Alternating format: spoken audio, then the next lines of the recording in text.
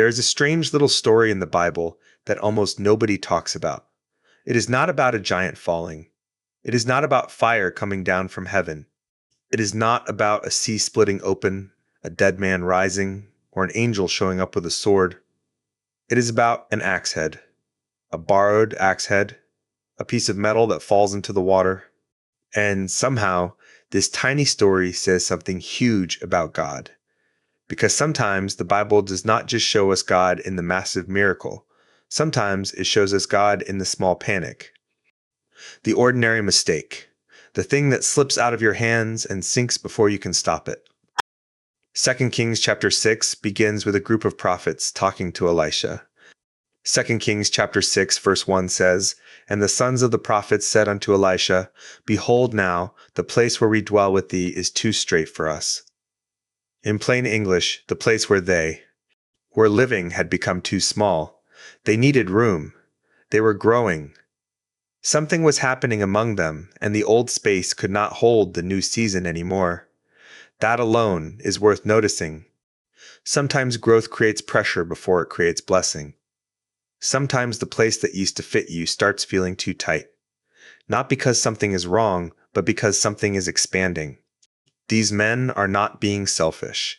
They are not chasing luxury. They are just saying, we need more room.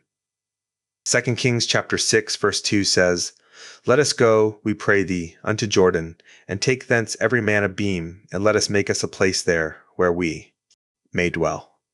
They want to go to the Jordan River, cut down timber, and build a bigger place to live. This is not glamorous work. This is not a throne room. This is not a battlefield. This is men sweating, chopping wood, carrying beams, trying to build something useful. And that matters. Because a lot of life with God looks like ordinary obedience. It looks like showing up, doing the work, building something slowly, one beam at a time. Then they say to Elisha, "Come with us." 2 Kings chapter 6 verse 3 says, "And one said, Be content, I pray thee, and go with thy servants." And he answered, "I will go." That one sentence is quiet, but powerful. They did not want to build without the presence of the prophet. They wanted Elisha with them. That is a beautiful picture. They were willing to work, but they did not want to work disconnected from God's presence. They were going to swing the axe. They were going to carry the wood. They were going to do the practical labor, but they still wanted the presence of God represented in their work. That is a word for everyday life. Build the house. Start the job. Raise the kids. Fix the problem. Make the plan. Do the practical thing. But do not build alone. Invite God into the ordinary work. Not just the emergency. Not just the church moment. Not just the crisis. Into the regular day. Into the tools. Into the sweat. Into the boring middle. 2 Kings chapter 6 verse 4 says, "So he went with them. And when they came to Jordan, they cut down wood." Again, very simple. They went, they worked, they cut down wood. And then the weird part happens. 2 Kings chapter 6 verse 5 says, "But as one was felling a beam, the axe head fell into the water, and he cried and said, Alas, master, for it was borrowed." That is the whole crisis. The axe head flies off the handle and falls into the river. Now at first, this may not sound like a big deal. It sounds almost too small to be in the Bible. Nobody died. No army is attacking. No king is threatening them. No famine is mentioned here. No demon is being cast out. No mountain is shaking. It is just a lost axe head. But to that man, it mattered. He cries out, "Alas, master, for it was borrowed." That detail changes the whole story. It was not his. He had borrowed it from someone else. In that world, an iron axe head was valuable. This was not some cheap thing he could replace by stopping at a hardware store on the way home. Losing it could create debt, shame, and responsibility he could not easily fix. So the panic is not just, "I lost a tool." The panic is, "I lost something that was trusted to me." That hits different. Because some of the heaviest moments in life are not always huge dramatic disasters. Sometimes it is the smaller thing that breaks you because it represents responsibility. The bill you cannot pay, the promise you could not keep, the thing you borrowed and could not return, the mistake that feels stupid but expensive, the moment where you say, I should have been more careful. That is where this man is. And notice what he does. He does not pretend it is fine. He does not hide it. He does not act tough. He cries out, Alas, Master, that is honest prayer before it is polished prayer. And that matters because God is not offended by honest panic. Some people think they have to sound spiritual before they can pray. But this man does not give a fancy speech. He does not say, O sovereign Lord of heaven and earth, I humbly present the aquatic disappearance of this iron instrument. No, he basically says, Oh no, it was borrowed. That is real life prayer. God, I messed up. God, I lost it. God, I do not know how to fix this. God, this looks small to somebody else, but it feels heavy to me. And Elisha does not shame him. 2 Kings chapter 6 verse 6 says, And the man of God said, Where fell it? That question is simple, but merciful. Where did it fall? Elisha does not say, How could you be so careless? He does not say, You should have checked the axe handle first. He does not say, This is what happens when irresponsible. People borrow tools. He asks, Where did it fall? That is grace. Because God often begins restoration by bringing us back to the place where the thing was lost. Where did you lose your peace? Where did you lose your focus? Where did you lose your courage? Where did you lose your honesty? Where did your heart start sinking? Not to shame you, to recover what fell. 2 Kings chapter 6 verse 6 continues, And he shewed him the place. And he cut down a stick and cast it in thither, and the iron did swim. That is one of the strangest miracle lines in the Bible. The iron did swim. Iron does not float. That is the whole point. The thing that naturally sinks rises. The thing that should have stayed buried comes back up. The thing that was impossible to retrieve becomes reachable again.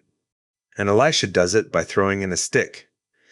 That detail is strange too. God could have made the axe head fly out of the water. God could have dried up the river. God could have told the man to dive. But instead, Elisha cuts a stick, throws it into the water, and the iron floats. The miracle is quiet, strange, and almost gentle. No thunder, no crowd, no spectacle. Just a lost man, a prophet, a stick, and a piece of iron rising from the water. This is the kind of miracle that tells us God is not only Lord over the dramatic, He is Lord over the practical. God cares about worship, but He also cares about work. God cares about souls, but He also cares about burdens. God cares about eternity, but He also cares about today. Sometimes people make God sound too distant to care about the small things. But this story pushes back against that. The God of Scripture cares about borrowed axe heads. That means He cares about the thing keeping you awake at night, even if it would sound small to someone else. He cares about the pressure you are carrying. He cares about the responsibility you feel. He cares about the mistake you wish you could undo. He cares about the thing that slipped from your hand. Then comes the final verse. 2 Kings chapter 6, verse 7 says, Therefore said he, Take it up to thee. And he put out his hand and took it. Elisha says, Take it up. The miracle brought the axe head back to the surface, but the man still had to reach out and take it. That is important. God made recovery possible, but the man had to respond. There are moments when grace brings something back within reach, and you still have to grab it. You still have to apologize. You still have to rebuild. You still have to make the call. You still have to pick up the tool again. You still have to keep building. The story does not end with the man staring at the floating axe head forever. It ends with him taking it back. And that is the hope in this weird little story. The thing that sank is not always gone forever. The thing that fell is not always finished. The mistake does not have to become the end of the work. Remember where this started. These men were building a bigger place. They were growing. They were expanding. And right in the middle of building, something went wrong. That is life. Sometimes the breakdown happens while you are trying to do the right thing. You are trying to grow and something slips. You are trying to build and something breaks. You are trying to obey, and suddenly you are standing at the river saying, I lost something I cannot replace. But this story says God can meet you there. Not only after the building is done, not only when everything looks clean, not only when you have a perfect testimony. God can meet you in the middle of the work, beside the water, staring at the place where something sank. And He can bring back what you thought was gone. Maybe not always in the exact way you imagined. Maybe not always instantly. But this story shows the heart of God in a way that is easy to miss. He is not too holy to care about your ordinary burden. He is not too great to notice your small panic. He is not too busy to ask, where did it fall? So if you have lost something, start there. Be honest about where it fell. Do not dress it up. Do not pretend it did not hurt. Do not act like it does not matter. Show God the place where peace sank, the place where trust broke, the place where responsibility became too heavy, the place where you started believing the loss was permanent. Because the same God who rules over oceans and kingdoms also cared enough to recover a borrowed axe head, and if He cared about that, He is not indifferent to you. The iron floated. The impossible thing rose. The work continued. And maybe that is the quiet message of this strange story. What sank in your life is not beyond the reach of God. And when grace brings it back within reach, take it up. Pick up the tool. Keep building. Lord, thank you for being the God who meets us in the middle of ordinary pressure. Thank you that you are not only present in the massive miracle, but also in the small panic, the honest cry, and the moment where something slips from our hands. Help us bring you the place where it fell. Help us stop hiding the thing that feels embarrassing or too small to mention. Teach us to trust that you care about the burdens we carry, even when no one else sees how heavy they feel.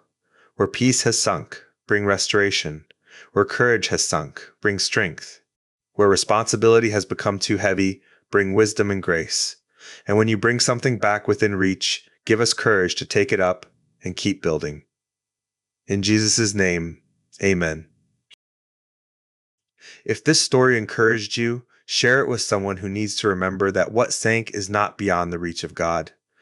And come back for more Bible teaching that helps us see God's grace in the stories we often overlook.